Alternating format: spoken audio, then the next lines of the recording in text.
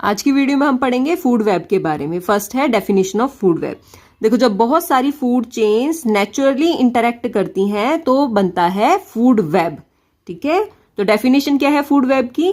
A food web is the natural interaction of food chains. अब इस diagram में देखो, ये डायग्राम है फूड वेब का। इस फूड वेब डायग्राम में 3 फूड चेन है और ये तीनों फूड चेन ही प्रीडेटरी फूड चेन है।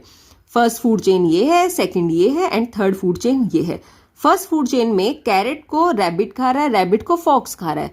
सेकंड फूड चेन में ग्रास को ग्रास होपर खा रहा है एंड ग्रास होपर को आउल खा रहा है। थर्ड फूड चेन में जो ट्रीज पे लीफ एंड फ्रूट्स होते हैं उनको कौन खा रहा है? बर्ड्स। अब ये तीनों फूड चेन आपस में कैसे इंटरकनेक्टेड है? देखो, अगर रैबिट के पास कैरेट नहीं होगी, गाजर नहीं होगी, तो क्या रैबिट सर्वाइव नहीं करेगा? सर्वाइव करेगा। क्यों? क्योंकि उसके पास ऑल्टरनेटिव है। अगर रैबिट के पास कैरेट नहीं है तो वो ग्रास भी खा सकता है। अब ग्रास इस टाइम कौन सी फूड चेन में है? सेकंड फूड चेन में है। तो ये दोनों फूड चेन आपस में इंटरकनेक्ट हो सकती है। अगर रैबिट के पास कैरेट नहीं है तो वो ग्रास भी खा सकता है। ठीक है, इसी तरह से जो फॉक्स है, अगर रैबिट अवेलेबल नहीं है तो क्या फॉक्स मर जाएगा? नहीं, वो बर्ड्स को भी तो एज ए फूड यूज करता है। ठीक है, एज ए फूड बर्ड्स को भी खाता है। ठीक है, इसी तरह से क्या होता है कि जो बर्ड्स हैं वो ग्रास होपर्स को भी खाते हैं। तो जो फूड चेन्स हैं ये आपस में इंटरकनेक्ट होके फूड वेब बनाती हैं हमारे इकोसिस्टम में। नेक्स्ट है कैरेक्टरिस्टिक्स ऑफ फूड वेब, जिसमें फर्स्ट है कि इकोसिस्टम में कोई भी फूड चेन इंडिपेंडेंट नहीं होती, सभी फूड चेन आपस में इंटरकनेक्टेड होती हैं। सेकंड है, जो फूड वेब है वो मेनली 3 टाइप की फूड चेन से मिलकर बना होता है: predatory food chain, parasitic food chain and saprophytic food chain. जो अभी हमने डायग्राम पढ़ा था ना फूड वेब का, उसमें सिर्फ और सिर्फ प्रीडेटरी फूड चेन ही थी। ठीक है, उसमें parasitic and saprophytic food chain नहीं थी। अब देखो, प्रीडेटरी फूड चेन में क्या था कि एक ऑर्गेनिज्म दूसरे ऑर्गेनिज्म को मार के खा जाता है। जब एक ऑर्गेनिज्म दूसरे ऑर्गेनिज्म को मार के खाता है तो कुछ ना कुछ उसका वेस्ट मटीरियल, कुछ ना कुछ डेड मैटर रह जाता है। अब उस डेड मैटर को, वेस्ट मटेरियल को, जो हमारे एनवायरनमेंट में, हमारे इकोसिस्टम में जो फंजाई एंड बैक्टीरिया है वो एज ए फूड यूज कर लेते हैं। ठीक है, अब फंजाई एंड बैक्टीरिया किस में आते हैं? वो आते हैं सैप्रोफिटिक फूड चेन में। तो जो सैप्रोफिटिक फूड चेन है वो किससे कनेक्टेड होगी? प्रीडेटरी फूड चेन से। इसी तरह से जो पैरासिटिक फूड चेन है उसमें वो ऑर्गेनिज्म आते हैं जो दूसरे ऑर्गेनिज्म पर डिपेंडेंट होते हैं अपने फूड के लिए, पार्शियली और कंप्लीटली।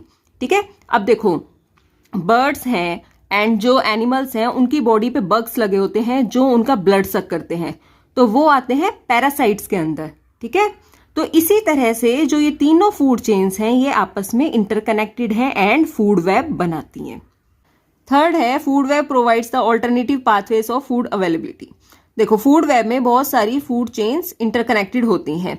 हमने डायग्राम में क्या पढ़ा था कि अगर रैबिट के पास कैरेट नहीं होगी तो क्या वो सरवाइव नहीं कर पाएगा? वो सरवाइव कर लेगा, क्योंकि ग्रास भी तो है, वो ग्रास को खा के भी सरवाइव कर सकता है। तो इस तरह से जो फूड वेब है वो alternative pathways of food provide करता है ताकि जो एनिमल्स हैं, जो ऑर्गेनिज्म है, वो इकोसिस्टम में सरवाइव कर सकें।